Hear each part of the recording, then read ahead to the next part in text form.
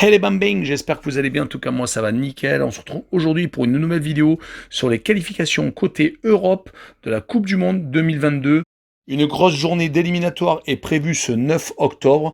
Les matchs que je vais analyser pour vous sont Géorgie contre Grèce, Suède contre Kosovo, Finlande contre Ukraine, Écosse contre Israël, Luxembourg contre Serbie, Suisse contre Irlande du Nord, Moldavie, Danemark, Andorre, Angleterre, Hongrie, Albanie et Pologne contre San Marin.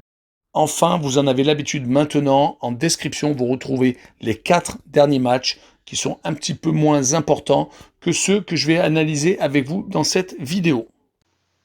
Mais avant de commencer, n'hésitez pas à vous abonner à ma chaîne, à mettre un petit pronostic pour les comparer à mes analyses et également lâcher un petit pouce pour référencer la vidéo. N'oubliez pas qu'en description, vous avez mon lien Telegram. Vous cliquez dessus et vous nous rejoignez et tous les jours, je vous donne 2 codes safe et une code fun. Je vous donnerai sur chacune de mes vidéos un score exact et une code sécurisé ou fun par match analysé. Je vous recommande également de jouer mes cotes en match simple pour éviter des surprises lors d'éventuelles combinaisons malheureuses.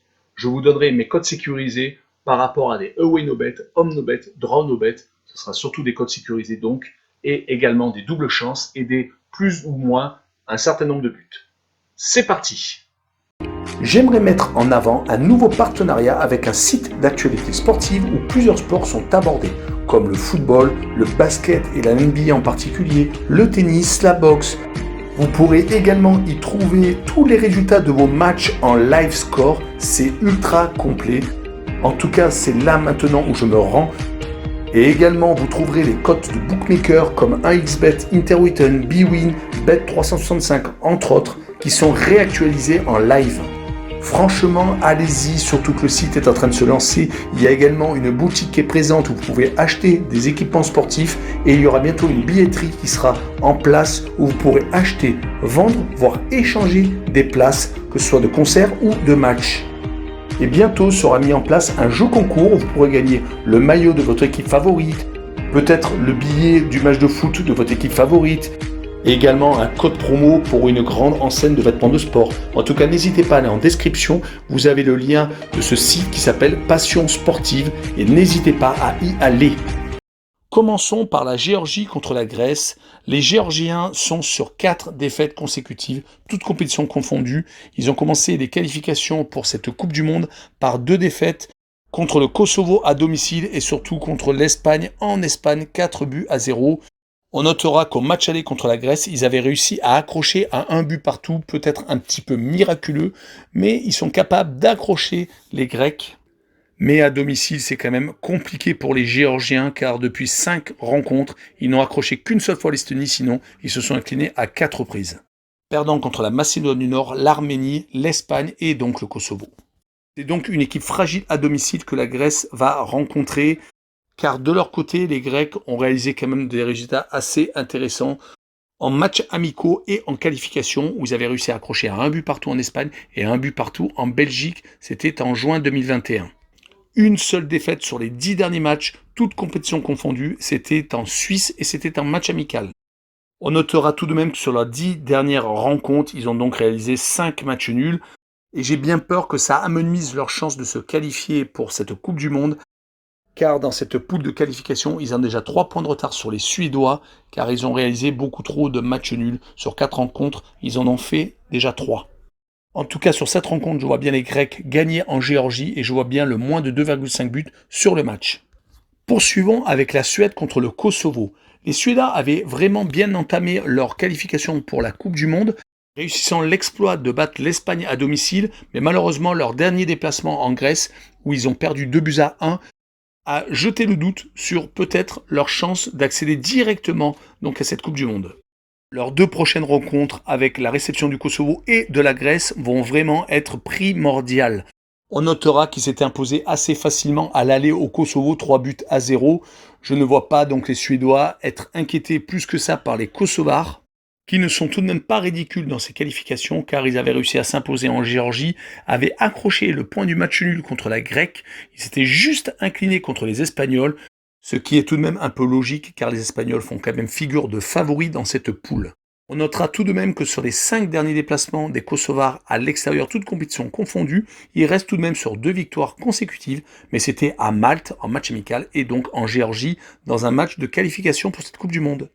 Et dans ce match, je vois bien les Suédois s'imposer, mais d'une courte tête, 2-1, car les Kosovars ont tendance à chaque fois à marquer leur petit but à l'extérieur. Donc je vois en code sécurisé le Kosovo marquer plus de 0,5 buts sur ce match. Continuons avec Finlande contre Ukraine, deux adversaires du groupe de la France.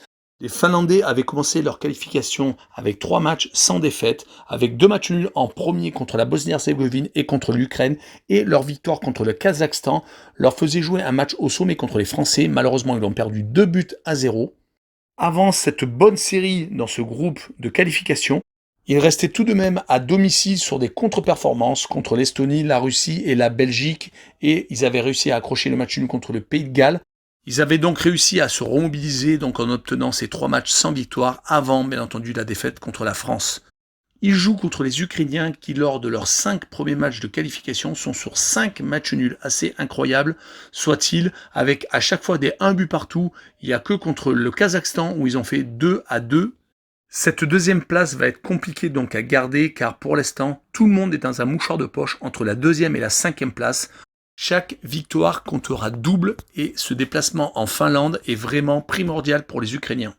Mais je vois encore un 1 but partout entre ces deux équipes et je vois le away no bet avec le match nul remboursé, 6 victoires de l'Ukraine à l'extérieur. Poursuivons avec l'Écosse contre Israël. Depuis 2018, ces deux équipes se sont rencontrées en poule de Ligue des Nations, en poule de qualification pour l'Euro et en poule de qualification pour la Coupe du Monde. Donc il y a déjà eu 6 oppositions. Il y avait eu 2 victoires de l'Israël, 3 matchs nuls et 1 victoire de l'Écosse. Mais aucune équipe ne s'était imposée à l'extérieur. Par contre, le malheur pour ces deux équipes est de tomber dans la poule du Danemark car ils ont malheureusement perdu tous les deux contre les Danois.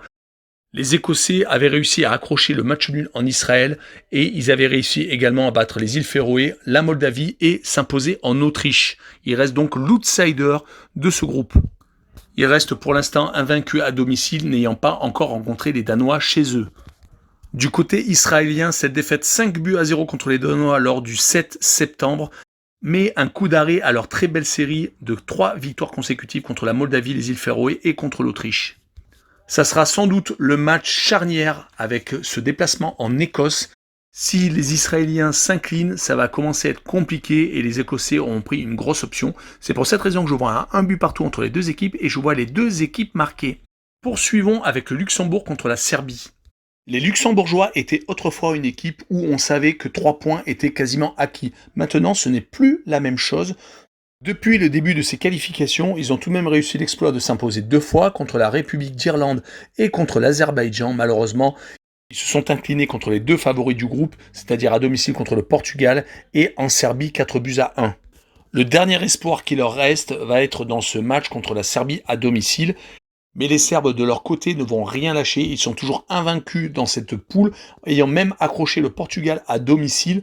Ils sont donc avec 3 victoires et 2 matchs nuls. On notera que pour l'instant dans cette poule, ils ont réussi à s'imposer en Azerbaïdjan et faire match nul en République d'Irlande, perdant malheureusement 2 points sur la fin, encaissant un but dans les derniers instants. Je vois bien les Serbes mettre un dernier coup de massue sur la tête des Luxembourgeois avec une victoire 2-1 à l'extérieur. Et je vois le plus de 1,5 but des Serbes à l'extérieur. Poursuivons avec la Suisse contre l'Irlande du Nord. Après avoir réalisé un énorme euro accrochant la France, les éliminant même, également accrochant l'Espagne, perdant au pénalty, on pensait que c'était peut-être un accident, voire peut-être un bel été, mais non, ils ont continué à accrocher encore un gros, c'est-à-dire l'Italie. Ils se retrouvent dans ce groupe-là avec 2 victoires et 2 matchs nuls, et s'ils gagnent leurs 2 matchs en retard par rapport aux Italiens, ils peuvent se retrouver à égalité avec les Transalpins. Ils reçoivent donc l'Irlande du Nord qui avait fait 0-0 contre eux le 8 septembre. C'était un peu une surprise car on pensait les Suisses capables de s'imposer en Irlande. Mais lorsqu'on regarde les derniers résultats des Irlandais du Nord, on s'aperçoit qu'ils ne sont pas si ridicules que ça. Déjà à l'extérieur, sur les 5 derniers matchs, ils ont perdu que 2 fois. C'était contre l'Italie et contre l'Ukraine. Et avaient réussi à s'imposer à Malte, en Lituanie et en Espagne. Certes, c'était des fois en matchs amicaux. Mais tout de même, c'est souvent des matchs pièges et les Nord-Irlandais ont réussi à les éviter. Et on en a la preuve avec ce 0-0 donc contre les Suisses au match aller. Mais sur ce match, je vois les Irlandais du Nord attendre un contre pour espérer marquer. Et je vois également les Suisses s'imposer 1-0. Et je vois le moins de 2,5 buts sur le match. Poursuivons avec la Moldavie contre le Danemark. Les Moldaves sont sur 3 défaites consécutives. Ils avaient réussi à enfin remporter un match. C'était contre l'Azerbaïdjan le 6 juin en match amical. Ça faisait très longtemps que les Moldaves n'avaient pas gagné. C'était presque un petit exploit. Et pourtant, ils ne jouaient que contre l'Azerbaïdjan. Bien entendu, depuis le début des qualifications, ils sont sur que des défaites, perdant d'ailleurs leur dernier match en île Féroé 2-1. Ils jouent contre les Danois qui ont réalisé un très bel Euro, perdant qu'en demi-finale contre les Anglais, donc en prolongation, et qui depuis enchaînent les victoires sans prendre de but à chaque fois contre l'Écosse, les îles Féroé et l'Israël. Ils se retrouvent donc en très bonne position dans ce groupe, avec un départ parfait, 6 matchs, 6 victoires, 22 buts marqués, 0 encaissés. On ne peut pas faire mieux.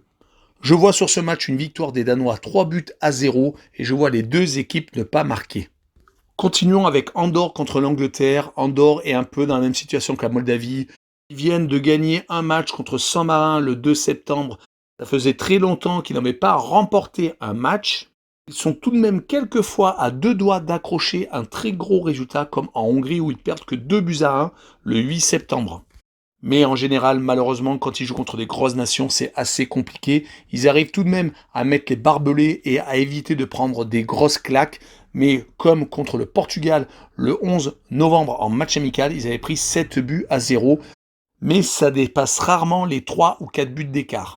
C'est pour cette raison que je vois l'Angleterre s'imposer en Andorre 3-0. Et je vois le moins de 4,5 buts sur le match.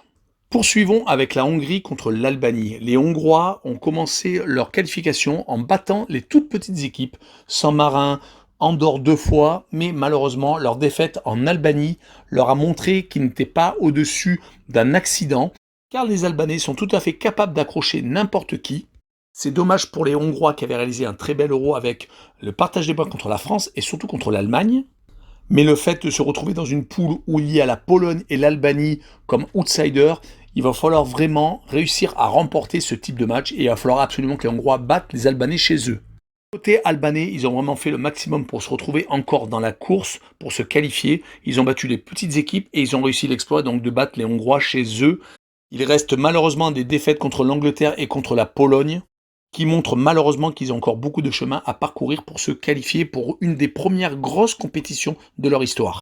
Je vois tout de même sur ce match les Hongrois s'imposer 2-1 et je vois le plus de 2,5 buts sur le match. Finissons avec la Pologne contre San Marin. Les Polonais sont aussi dans le wagon pour se qualifier. On vient de parler du match d'avant. La Hongrie et l'Albanie font partie de leur groupe. Bien entendu, les Anglais sont, à mon avis, au-dessus. Il va falloir donc lutter à 3 pour se qualifier pour cette Coupe du Monde. Donc ces matchs contre San Marin, contre Andorre sont super importants. Il faut faire le plein de points et surtout améliorer son goal average. Ils avaient réussi à s'imposer 7-1. À domicile, les Polonais, c'est du costaud. Ils ont réussi même à accrocher l'Angleterre lors du match au sommet le 8 septembre. Marquant un but dans le temps additionnel. Et il faut toujours qu'il compte aussi sur Lewandowski qui va vouloir encore augmenter son capital but. Côté San Marin, c'est vraiment très compliqué au niveau des résultats. Ils restent sur des grosses défaites, comme en Albanie, comme donc contre la Pologne, comme je vous l'ai dit un peu plus tôt, comme au Kosovo 4-1. Et surtout, ils se sont inclinés en Andorre, ayant 6 matchs, 6 défaites, un seul petit but marqué depuis le début de la compétition et 24 buts encaissés. Donc sur ce match, je vois un cavalier seul des Polonais, surtout que je pense vraiment qu'ils vont vouloir améliorer leur goal average. Je vois un 6-0 et je vois le plus de 4,5 buts sur le match. Voilà, on en a fini avec cette vidéo. N'hésitez pas à aller en description. Il y a encore 4 matchs où vous avez des scores exacts et des cotes sécurisées. Également, n'hésitez pas à venir sur le lien Telegram qui est en description. Vous pouvez également suivre l'actualité sportive sur Passion Sportive. C'est également en description. Et surtout, abonnez-vous. Ciao les bambins!